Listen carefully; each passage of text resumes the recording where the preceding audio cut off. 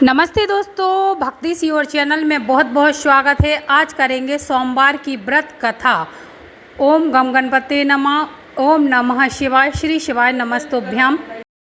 एक नगर में एक बहुत धनवान साहूकार रहता था। उसके पास धन दौलत की कोई कमी नहीं थी, लेकिन वह बहुत दुखी रहता था क्योंकि उसके कोई संतान नहीं थी। पुत्र प्राप्ति की कामना से वह हर सोमवार को पूरी श्रद्धा के साथ भगवान शिव और माता पार्वती की पूजा अर्चना करता था। शाम को शिव जी के मंदिर में घी का दीपक जलाता था। साहूकार की इस सच्ची भक्ति को देखकर एक दिन माता पार्वती ने भगवान शिव से कहा, हे प्राणनाथ, यह साहूकार आपकी सच्ची श्रद्धा भक्ति से पूजा करता है। यह बहुत सच्चा भक्त है। यह कितने दिनों से नियमित सोमवार का व्रत पूजा कर रहा है, इसलिए आप इसकी मनोकामना अवश्य पूरी करनी चाहिए। भगवान शिव ने मुस्कुराते हुए कहा, हे पार्वती, इस संसार में मनुष्य को अपने कर्मों के अनुसार ही फल मिलता है। साहूकार के भाग्य में पुत्र का सुख नहीं है। परंतु माता पार्वती के बार बार आग्रह करने पर भगवान शिव ने साहूकार को पुत्र प्राप्ति का वरदान दे दिया। साथ ही यह भी बता दिया कि उसके बालक की आयु केवल 12 वर्ष की होगी। कुछ समय पश्चात साहूकार के घर एक सुंदर पुत्र का जन्म हुआ। साहूकार बहुत प्रसन्न हुआ, लेकिन जब बालक 11 वर्ष का हुआ तो साहूकार ने उसे शिक्षा के लिए अपने मामा के साथ काशी भेज दिया। रास्ते में वे जिस भी नगर में रुकते, यज्ञ करते और ब्राह्मणों को दान दक्षिणा देते। चलते चलते वे एक ऐसे नगर में पहुँचे जहाँ एक राजा की कन्या का विवाह हो रहा था। उस विवाह स्थल पर राजा के होने वाले दामाद में एक कमी थी कि वह एक आंख से काना था। साहूकार के पुत्र की सुंदरता देखकर राजा के मन में लालच आ गया।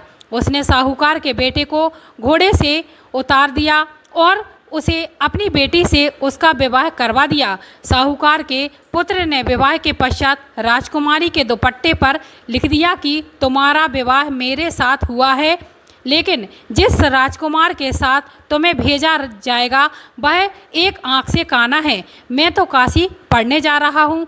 जब राजकुमारी ने दुपट्टे पर यह लिखा हुआ पढ़ा तो उसने अपने माता पिता को यह बात बताई। राजा ने अपनी पुत्री को उस काने राजकुमार के साथ विदा नहीं किया और बारात वापस लौट गई। वहीं साहूकार का लड़का और उसके मामा काशी पहुंच गए और वहां यज्ञ करने लगे।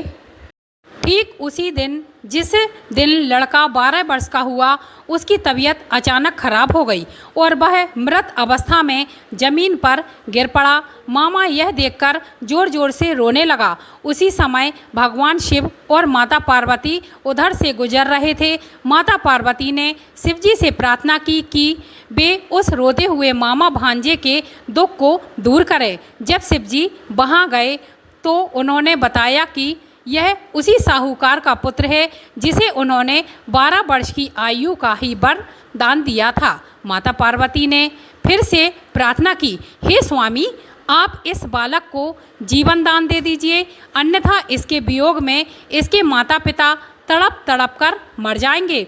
माता पार्वती के आग्रह पर भगवान शिव ने उस बालक को जीवित कर दिया। बालक स्वस्थ होकर उठ गया और अपनी शिक्षा पूरी करके अपने मामा के साथ अपने नगर की ओर चल पड़ा। अपने नगर पहुंचकर उसने अपनी पत्नी राजकुमारी को भी साथ ले लिया। अपने बेटे और बहू को सही सलामत देखकर साहूकार और उसकी पत्नी की खुशी का ठिकाना न रहा। इसके बाद वे सब मिलकर हर सोमवार को शिव जी का व्रत करने लगे। इस व्रत के प्रभाव से साहूकार के घर में खुशहाली आ गई और उसने अपने सारे कष्टों से मुक्ति पा ली। अंत में वे इस लोक के सुख भोग कर शिवलोक को प्राप्त हुए। बोलो भगवान शिव की जय, माता पार्वती की जय। बाबा बैजनाथ की आरती। महा महा गुण गाविती बम बैजनाथ की आरती। काहे को दियला काहे की बाती, काहे निरत उजारती। सोने का दियला कपूर की बाती, सोरहन निरत उजारती। महा महा गुण गाविती बम बैजनाथ की आरती। के गंगा भागीरथ लाए ले आए कैलासी। शिव के जटा से गंगा निकली सब संतन को धावती। महा गुण गावती बम्बे जिनात की आरती। कुंवारे गावें घर भर पावें बहुएं लाल खिलावती। बूढ़े गावें जन्म सिधारें अपनों जन्म सुधारती। महा गुण गावती बम्बे जिनात की आरती। यदि वीडियो पसंद आई हो तो लाइक करें और भक्ति सीहोर चैनल को ज़रूर सब्सक्राइब करें और भक्ति संबंधी वीडियो देखने के लिए चैनल को ज़रूर सब्सक्राइब करें और कमेंट बॉक्स में हर हर महादेव जय बैजनाथ बाबा ज़रूर लिखें।